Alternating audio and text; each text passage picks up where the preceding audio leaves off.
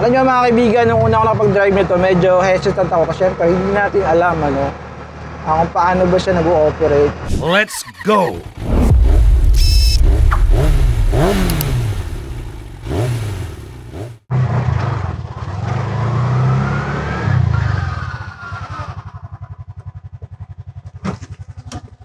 Nung nakaraan nga, nag-demo tayo dito ng Maxima Bajaj na limited edition. Ngayon naman, ituturo natin sa inyo kung paano magmaneho ng isang RE Bajaj. Doon sa mga wala pang idea, malay mo, ito yung unang matutunan na declutch na motor. Tara!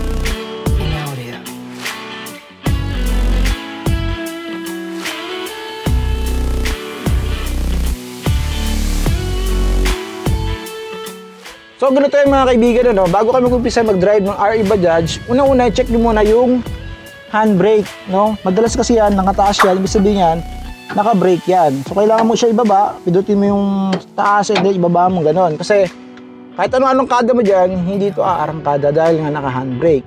Pangalawa, i-check natin kung naka-neutral ba yung ating kambyada.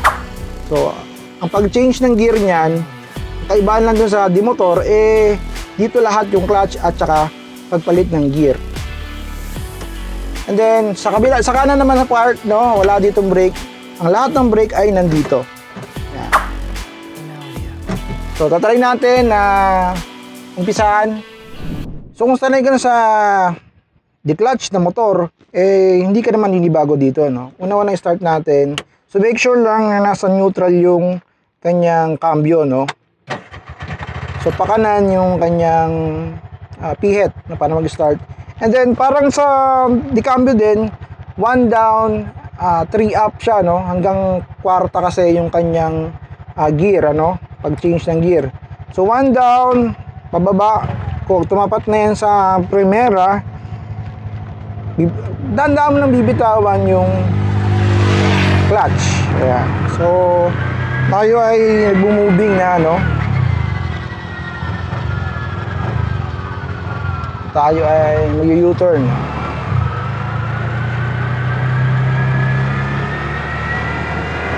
So pataas naman yung segunda. Yan. So mapipil mo naman yan na nag-change siya ng gear. Gusto mo ng trusera, so gagawin mo lang, ibabalik mo lang sa neutral or sa una yung kanyang gasolinador, para pumasok yung kabyada. Ngayon, pag mamiminor ka naman, ang technique dyan, ibabababo din naman yung gear niya. So, pwede mo siyang ibaba yung gear. May engine brake din naman siya,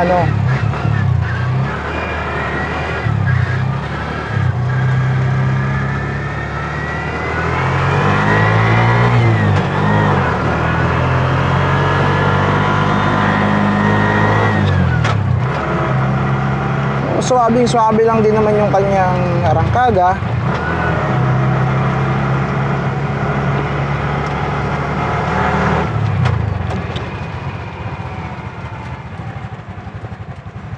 So yan, pag nag-minor ka, babalik mo din sa neutral. Dahil ang makina nito ay 196cc, round off na natin ang 200cc.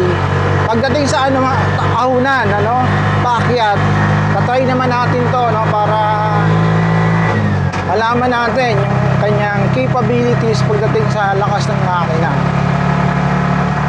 Ayan, medyo elbow yung elbow yung kanyang daan.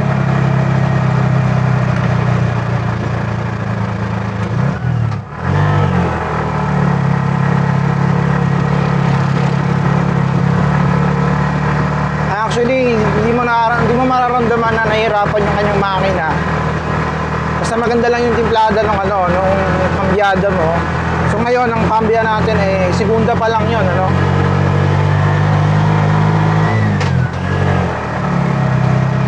So yun, nakakangat na tayo ng ganun-ganun na lang, So meron pa isang paangat dito sa daanan dito,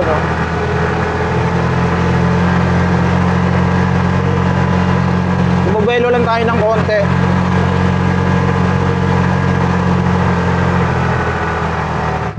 So balik natin sa segunda. Actual ang technique dyan, pag nahirapan ka, ibalik mo sa pinakamababang gear. Kung talaga nahirapan, balik mo sa primera. Yan ang diskarte doon. Ayun, nakahahon na siya,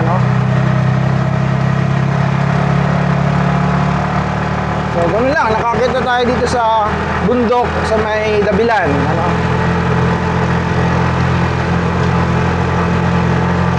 Dahil nga malaki yung isang Bajaj na RE, so imposible itong iatras, or itulak, mapapagod ka. So, meron siyang mechanism na patras. So, yung pagpatras niya, same goes din naman sa paano ka mag-clutch, mag-maniobra, pa-forward. This time naman, kailangan mo itong hilahin, and then, ganun din, di-clutch din. Para lang ma-release lang yung pagpatras niya, kailangan mo lang tong pisilin pababa. And then forward ka naman.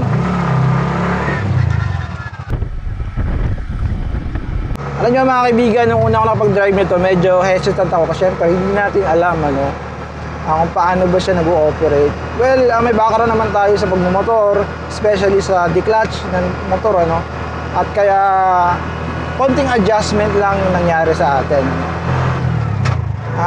Yun nga lang, syempre yung clutch at cambio nasa kaliwa. Ang kaibahan lang yung preno mo sa kanan, kung sanay kang mamreno sa unahan, sa kanan, imposible yun, kasi nasa baba lang lahat yung preno nito. Ang kagandahan nito, komportable, tapos nasa gitna ka, para ka lang nagda-drive ng bomb car sa Star City or sa Enchanted Kingdom, kung may bomb car ba doon, And then very flexible yung ganitong klaseng parang tricycle siya na improvise, para siyang kotse na alanganin, Pwede kang magkarga dito ng pasahero, ng kargamento, pwede sa businesses mo. At kagandahan yan, available sa Motor Central. At yun na nga, kung nagustuhan mo yung content for today, consider to subscribe and hit that notification bell para notify ka sa mga future uploads natin habang nagdadrive ako dito sa Dabilan, sa Carmona, na napakaluwag at napakaganda.